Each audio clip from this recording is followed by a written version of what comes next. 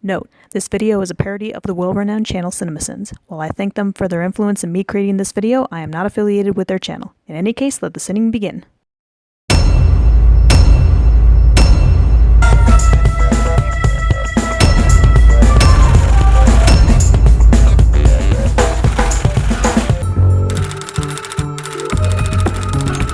Introducing us to a character via text in the first 20 seconds. While I understand why they did this, I don't understand why they did this. And what's with the typewriter anyway? I'm sorry, Mr. Ford, sorry. I know who you are. I read all about you. But that doesn't explain how you found him. Do you secretly work for the NSA? What happened to your family is the kind of thing... You know this part of the conversation where I punch you in the neck 9 or 10 times? We're coming up on that pretty quick. When I first watched this, I honestly had no idea what happened to his family, but given Nate's reaction, I'd say it was pretty bad. Thanks for being a dick and dealing a low blow. Jeez.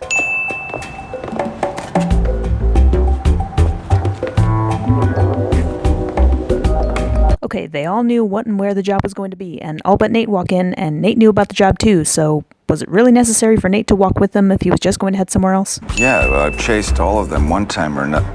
Parker, you have Parker. Is there somebody better?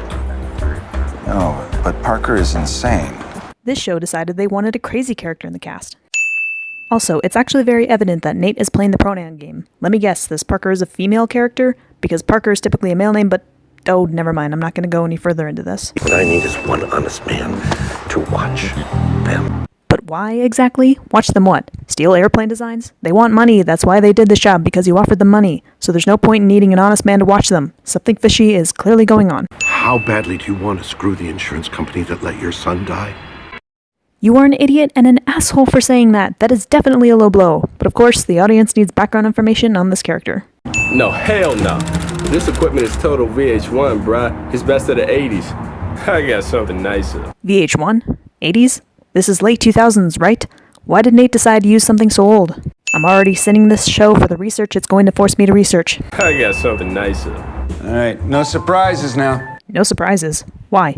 Clearly he's got something better you can all use. High school, bruh. I'm Captain Discipline. I highly doubt the truthfulness of that statement. Exactly what was this flashback supposed to show us? Because I honestly don't get it. Also, flashbacks. It's a bone conduction earpiece mic. Works off the vibrations in your jaw. Hardison must be from the future because those didn't exist at that time. Not only that, but you can create a tiny earbud with a transmitter and receiver that delivers HD sound? Cool, but I don't buy it. You can hear everything. The audience hears the Mike Hardison, but not the Hardison who was just off screen. I get the point it's trying to make, but I still sin. Another flashback. There is no possible way he could have done that and still hold his coffee. All of that for a freaking baseball card? What are you gonna do when she finds out you live with your mom? Age of the geek, baby. We run the world. Parker is barely a few feet from you. She would have easily heard that, so Elliot asking that question is irrelevant. Also, geeky character lives with their parent cliche.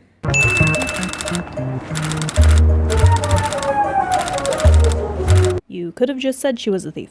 Or typed it, I guess. You thought I wouldn't find this?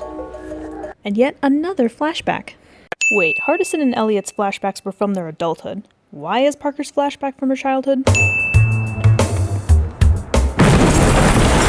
Damn, how demented was this kid? And she's all grown up now? Just think safe. It's completely safe. It's just, you know, if you experience nausea, weakness in your right side, strokiness. Those earbuds are that dangerous? How? We're gonna go on my count, not a second sooner. Parker, no freelancing. Telling a character not to do something when they're clearly going to do it cliche. Also, saying it to a character who is clearly crazy. 4, 3. She's gone. Son of a... Come on, she's crazy. Are you really surprised? It's 20 pounds of crazy in a 5-pound bag. That's probably going to be the most accurate description of Parker throughout this series, and I love it. One sin removed. Vibration detectors are on. No cutting, Parker. Use the binary. You said binary, right? You typically think of a binary code, which is computer jargon, all the ones and zeros and whatnot. But here Nate is talking about some kind of cutting machine. I tried looking that up and ran into dead ends. So what the hell is a binary? And why are you making me do all this research, Leverage?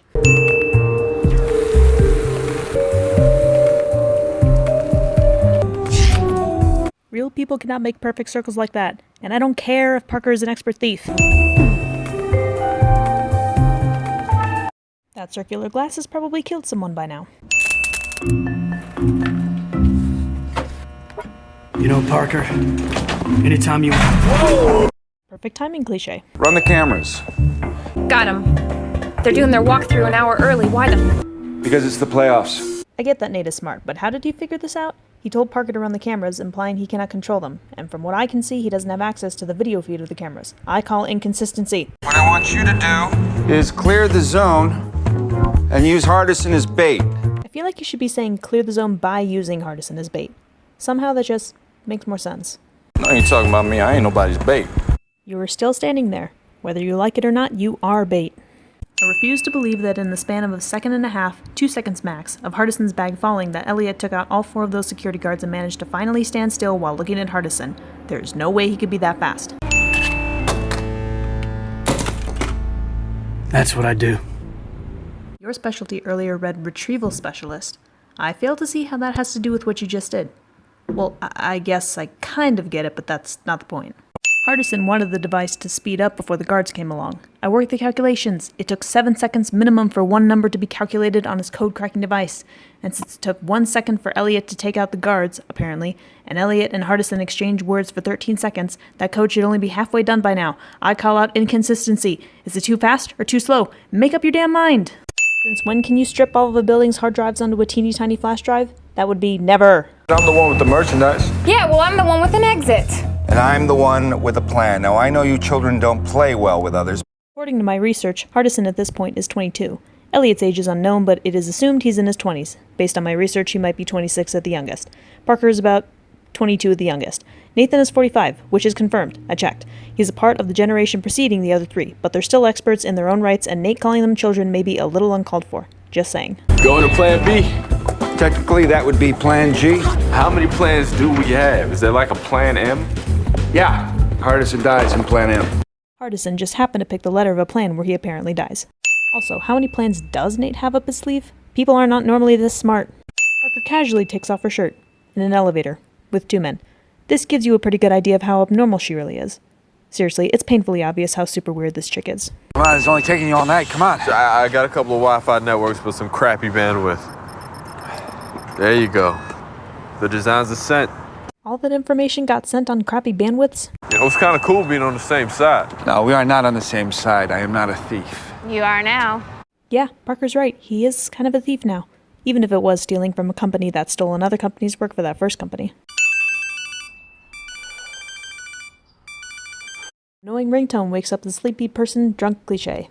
I will come over there right now. We'll straighten this out. No, do not come here.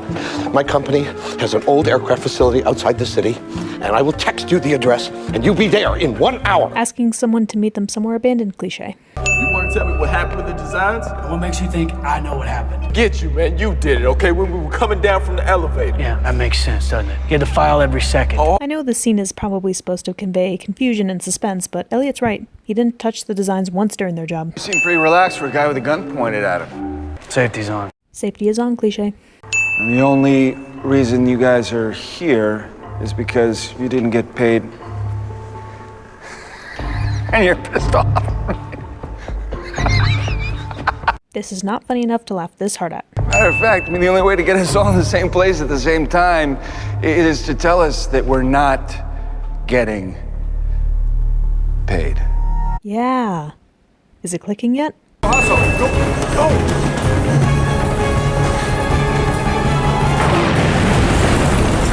So, did Nate make it out? I'm assuming he did, but there was no reason for him to stand there for that long. Have we been processed? You looked at your fingers earlier. At least twice. You didn't notice? Yo, if the stadies run us, man, we're screwed. If the state runs Hardison or Elliot or Parker, they're screwed. But Nate hasn't done anything illegal according to the state. Then again, he is with 3 wanted fugitives. Wait, what? How? The cop was standing right there when the phones were supposedly swiped. Somebody on the phone for you from the FBI down there in Washington. Can you hold, son? Yes, sir. Deputy Burns. There is a difference between transferring a call and throwing the phone to somebody else in the room. You can hear it. There is no way he could send that fax with that detailed of information on a crappy phone. And I don't care if he's an expert hacker. You should be receiving a fax any moment now confirming what I'm telling you. Perfect timing, cliche. All right, let's go get Sophie. the hell's a Sophie?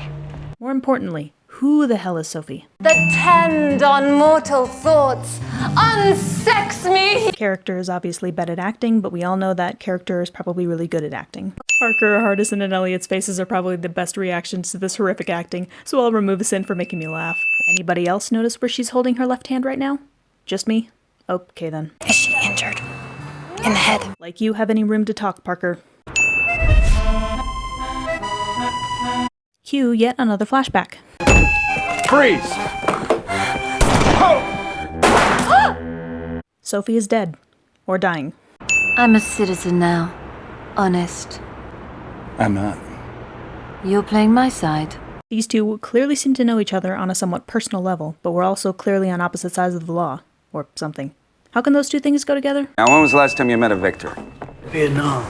A town called Ban Hosai. Chinese border. There is no place in Vietnam anywhere on the Chinese border called Ban Jose. I checked. You pick up things here and there. You pick up a lot of stuff. Even if Parker doesn't understand social convention, which I'm betting she doesn't, Hardison's statement wasn't funny enough to warrant this reaction from her. What are you thinking, Nate? I'm thinking Nigerians. Nigerians will do nicely. Nigerians? And he just walks out. Well, he hasn't changed a bit. We're looking to encourage infrastructure development and economic renewal. I have no idea what that means in English. Basically an in-English cliche. Worded differently, but still the same. There's no way there isn't something open on that computer. She's the desk assistant for a VP, right? Hello, IT. Yeah, this is Victor Dubenich's office. My computer just completely crashed. Someone on your floor already. Thank you.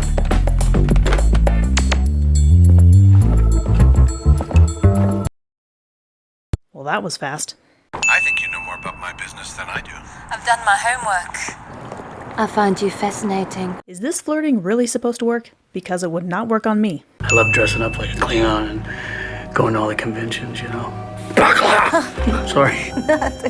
Oh, hold up, man. That is not cool. That is not cool. We're gonna have a strong talk when you get back. And yet, why do I get the feeling that this stereotype actually perfectly fits Hardison? I love dressing up like a Klingon and going to all the conventions, you know. Sorry. Oh, hold up, man. That is not cool. That is not cool. And yet, why do I get the feeling that this stereotype actually perfectly fits Hardison? Listen, I'm sorry about your kid. Dubenich said this to get him to grab the assignment. Elliot is saying this out of sympathy. Even so, do you really think it's a good idea to mention a dead kid to their parent? I thought we were missing something. Oh yeah, Nate flashback. This time you really are inside my head. Ooh. Was that really necessary, Hardison? And why aren't we in the directory? I don't know. Maybe because they're fake offices. Maybe you should have known that, Elliot. There's no elevator. You barely waited 2 seconds for the elevator before saying that.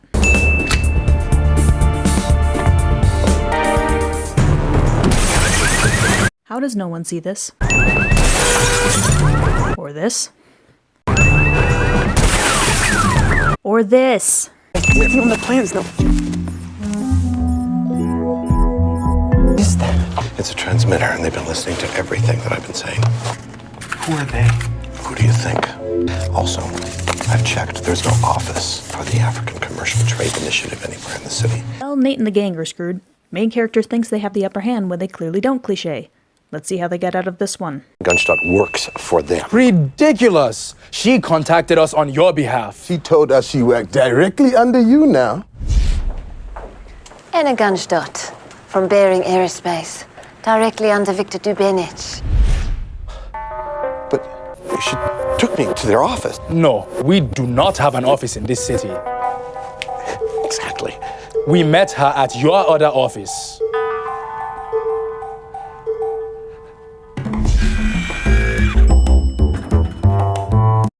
Wait. Nobody. I wasn't handed any.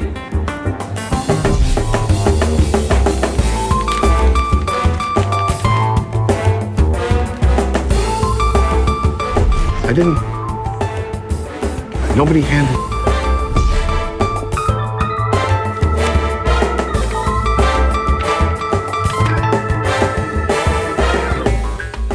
I said it once, and I'll say it again. People are not normally this smart. Sophie kept a little to buy a truly impressive number of shoes. What is it with women in shoes? There's something wrong with you. That's stereotyping. Next time we won't be so nice. Who was that? Nobody. He spent 1 minute, 9 seconds on that call. Yeah, it was just nobody. Whoa.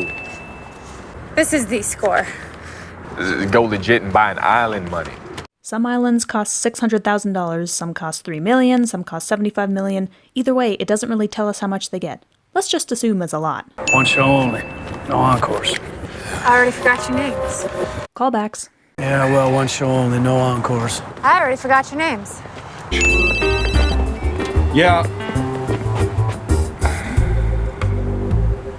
How did he not see her? And if she's sitting right there, why call him? It's kind of pointless. Corporations like that, they have all the money, they have all the power, and they use it to make people like you go away. Right now, you're suffering under an enormous weight. We provide leverage. It took an entire episode, but roll credits. Actually, it did take an entire episode, which is not exactly something you normally see. So, whatever. I will remove a sim for that. Only this one time.